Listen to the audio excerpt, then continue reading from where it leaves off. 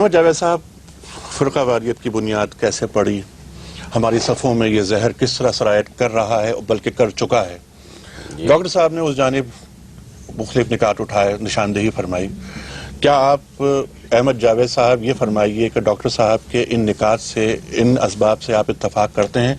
واقعی اسباب یہی ہیں، لیکن کچھ نفسیاتی اور اسٹرکچرل وجوہات بھی ہیں. جیسے کہ ڈاکٹر صاحب نے بہت واضح اور محکم الفاظ میں کہا کہ جب زندگی کی وجود ساز قوت کو محض میرے ارادے اور عمل کا موضوع بنا دیا گیا اور دین کی ایک قانونی تشکیل کو پورے دین کی بنیاد بنا دیا گیا، تو اس سے نقصان یہ ہوا کہ انسانوں میں پہنچ کے دین کے جو دو نیچرل اینڈز ہیں ان میں نمو رک گئی.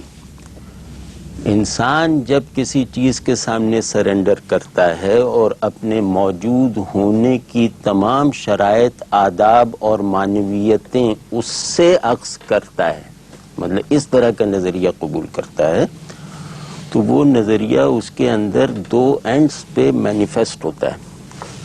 ایک اخلاق کہتے ہیں میری شخصیت کی تشکیل کا وہ میکینیکل عمل جو یونیورسل ہے اپنی ماہیت میں، ٹھیک ہے. اور دوسرے تہذیب. ہم نے دین کی اخلاقی اور تہذیبی مینیفیسٹیشن ہونے کا عمل اس قانون پسندی سے روک دیا، جس کا نتیجہ یہ ہوا کہ دین رفتہ رفتہ ایک جبر میں ڈھل گیا.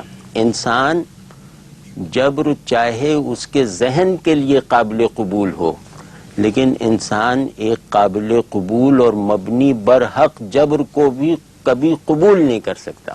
میں قانون کی تائید تو کر سکتا ہوں، قانون کا محکوم ہونا مجھے پسند نہیں ہے، کیونکہ میں قانون سے بڑا ہوں خود.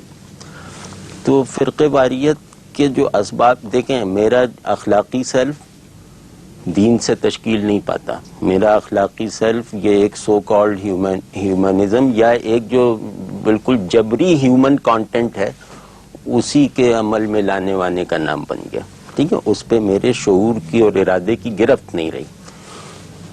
تو اس کا نتیجہ یہ ہوا کہ انسانوں میں جو اخلاقی اور تہذیبی خصائص ہوتے ہیں جو ان کی انسانیت میں تسلسل پیدا کرتے ہیں، وہ ہمارے یہاں پنپ نہیں سکے. تحمل ختم ہو گیا. تہذیب کو اگر ہم سمجھتے دین کی تہذیبی مینیفیسٹیشن کا ذریعہ بنتے تو ہم یہ سمجھتے کہ انسانوں میں کوئی ایسی وحدت اور اتحاد موجود ہی نہیں ہو سکتا جو تنوعات کو اپنے اندر سمیٹے ہوئے نہ ہو.